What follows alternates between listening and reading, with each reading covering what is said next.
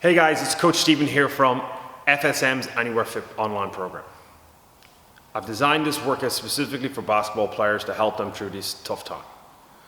As much as you can't get to play on the court, we're going to work with you to do better movements. The first movement that we're going to do today, guys, it's a two-part workout, and we're going to start off with our lower body and some explosive jumping. You're going to start with the sumo deadlift. And in the sumo deadlift, you're going to have a nice control position using your backpack, or if you have a kettlebell or dumbbell, you're going to do controlled reps for 6 repetitions. Once you've done your 6 repetitions, you're going to go onto the floor into your plank position and do a 45-second plank hold, keeping your hips and glutes and abs nice and tight. Once you finish your 45 seconds, you're going to roll over and do 10 full sit-ups, going from the floor all the way up to touching your toes. That is 1. You're going to repeat that 4 times. And once we've done that, then we're going to move into our jumping section. With the jumping section, guys, this is about quality of jumping, not how far or how high you jump. So the first movement we're going to do is 6 repetitions, and it's going to be the broad jump. We're going to repeat this 3 times. So you're going to do 6 broad jumps, hinging, so loading a nice strong hinge, jumping and landing in a strong, powerful stance, like a defensive stance, but making sure you're on your heels. Okay, then you step back 2 steps and then you jump again. Repeating that 6 times, then you're going to move into your hip flexor stretch with your arm rotation. Okay, this is just a nice little mobility while you're resting in between. You're doing 30 seconds of stretching on the left and then the right side. Then you go back into your broad jumps again for 6 reps. The second jumping pattern is a vertical jump. Again, hinging, you're going to load your hinge, you're going to jump as high as you can and land in a strong power position. Again, it's all about the quality of good movement versus how high you jump at the beginning of all this.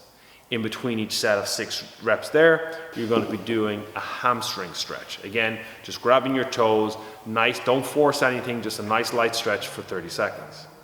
Once you've done that, you're going to then move into your single leg hops, using a step ideally, if not a nice heavy stack of books. You want to go about 6 to 10, maybe 12 inches, nothing too high, and you're going to be jumping off your weaker foot first, because that will give you the understanding of how your strong to weak is. Once you jump onto your step, you're going to hold that position. You want to land strong for at least 1 to 2 second count and then step back down. Again, it's not about being super dynamic or jumping super high. It's about landing and control to teach the ankle and the knee proper pattern. Once you're doing your 6 reps on your weak leg, then you do on your good leg, and you alternate that for 3 rounds. Once you finish that, guys, that can be your day 1 workout, or you can do phase 2 or day 2. It's up to you. You can split this up into 2 workouts, or it can just be 1. If you're doing it for 2 workouts, make sure that you're giving a day in between. And if you're doing it all in 1 day, make sure you're giving 2 days in between.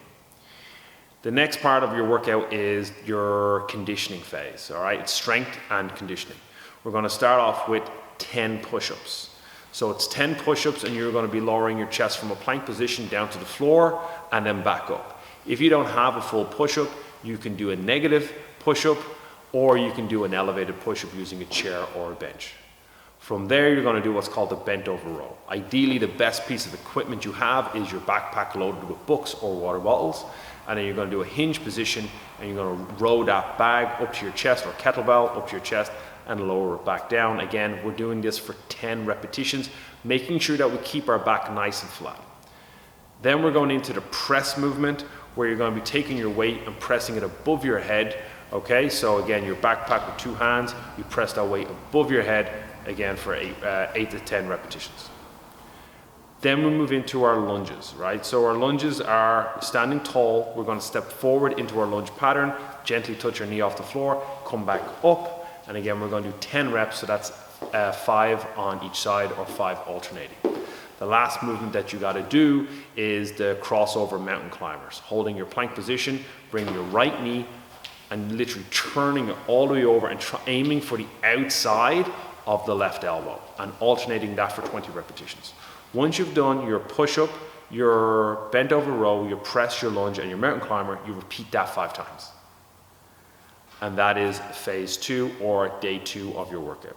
Guys, this workout is specifically designed for basketball players to help them kind of build a bit of more strength, build a little bit more explosiveness, more hamstring ability, and to give you something to do before you get back to the court. I hope you enjoy it. If you have any questions, just let me know, and have a great day.